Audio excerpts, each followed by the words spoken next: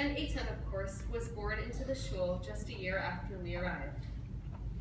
Each Shabbat we'd come to shul and be greeted by a sea of familiar faces. Some we knew by name, others we knew by the color of the lipstick mark left on our cheeks. Shabbat Shalom. So many of our childhood memories are bound up in the HJC.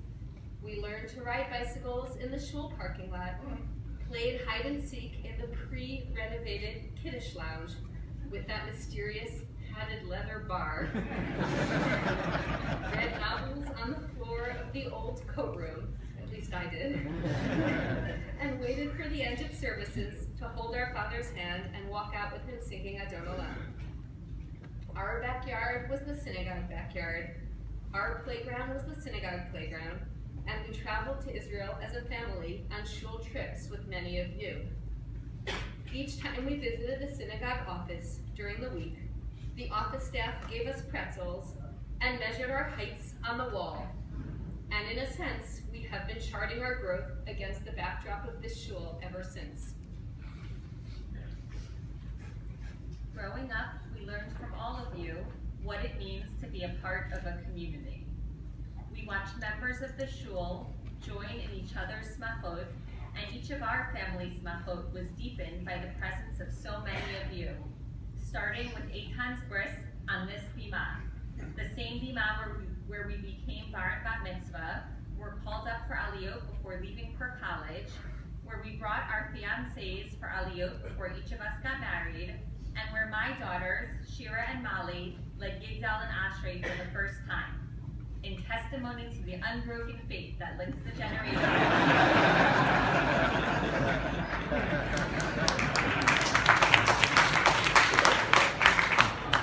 It has been so meaningful to me that so many of my childhood memories have become my children's memories.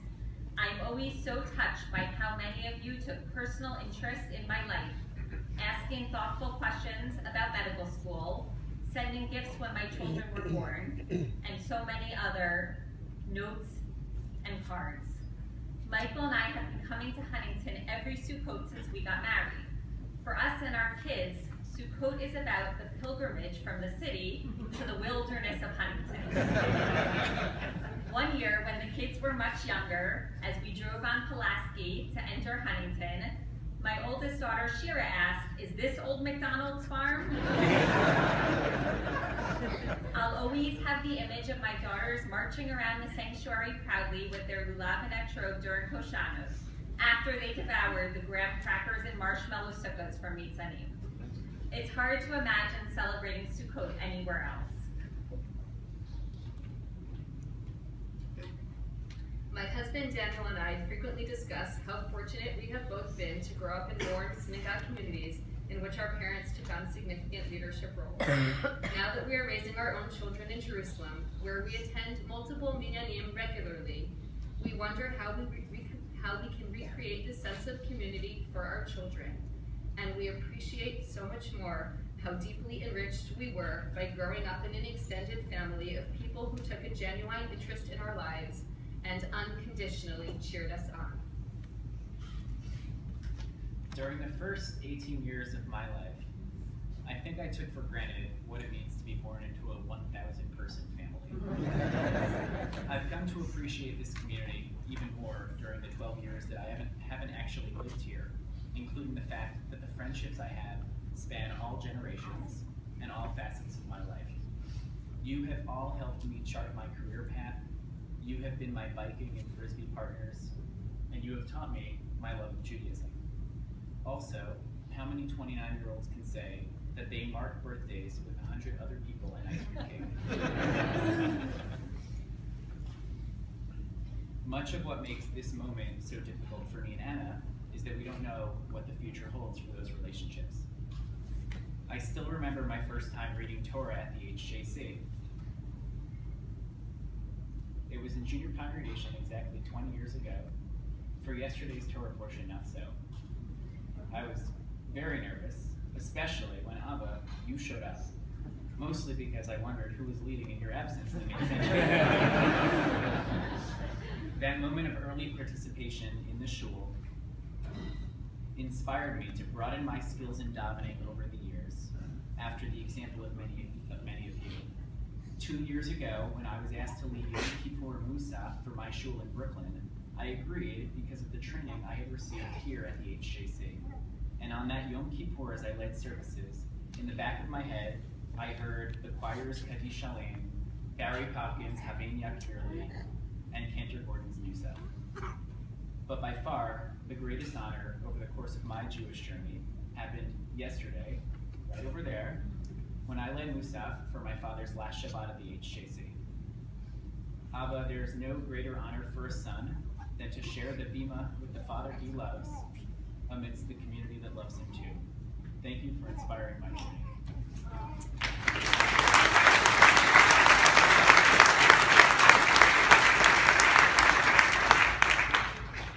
We all learned so much from witnessing our father's dedication to the shul. Abba, we watch you drop everything to visit an ailing member in the hospital, change family vacation plans to make it to a funeral, engage in long and intense conversations in the receiving line as our stomachs were growling and we waited patiently, or usually patiently, to drag you home for Shabbat lunch. As we, your kids, know, your spirituality and deep religious sense transcend your rabbinic role. Growing up, we watched you put on tefillin and lead us in spirited Kabbalah Shabbat sing-alongs in hotel rooms on family vacations. In fact, one summer during a trip to Sanibel Island, my mother overheard our disgruntled neighbors complaining about being stuck in a hotel room next to the Von Trapp family.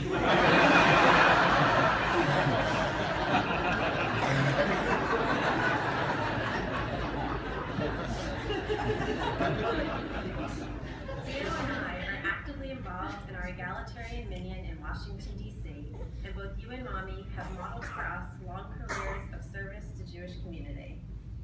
Mommy, you have worn many hats in this shul, both literally and figuratively.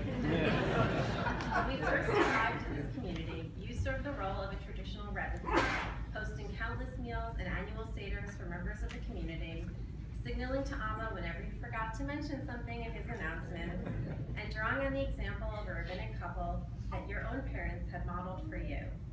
Later, when you became a professional in your own right, you brought your understanding and love of synagogue life to Federation, and you brought your commitment to Federation back to the shul. Yesterday, we read the priestly blessing in Parshat Naso. Whenever I hear those words, I think of you, Abba, blessing us as children, just after we light the Shabbat candles each Friday night. And I think of your words to the Bar and Bat Mitzvah kids on the Bima, which always ended with, I will now recite the Birkat Kohanim, a prayer that I know expresses my hope and the hopes of so many.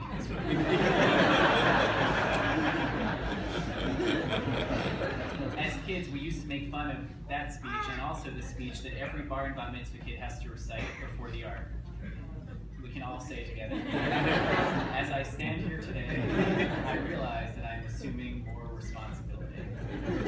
But it was from watching both of you that we learned how to make choices that bring pride to our parents and honor to the Jewish people.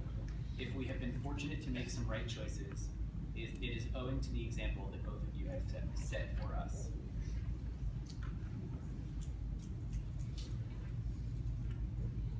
It is so hard for all of us to say goodbye, and so difficult to imagine what coming home will mean, if not to Huntington and to the HJC.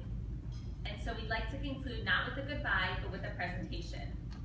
Apparently, we're not the only ones who had this idea, and so following in the footsteps of Allison yesterday, we'd like to present you, Abba, with I Gave Servants and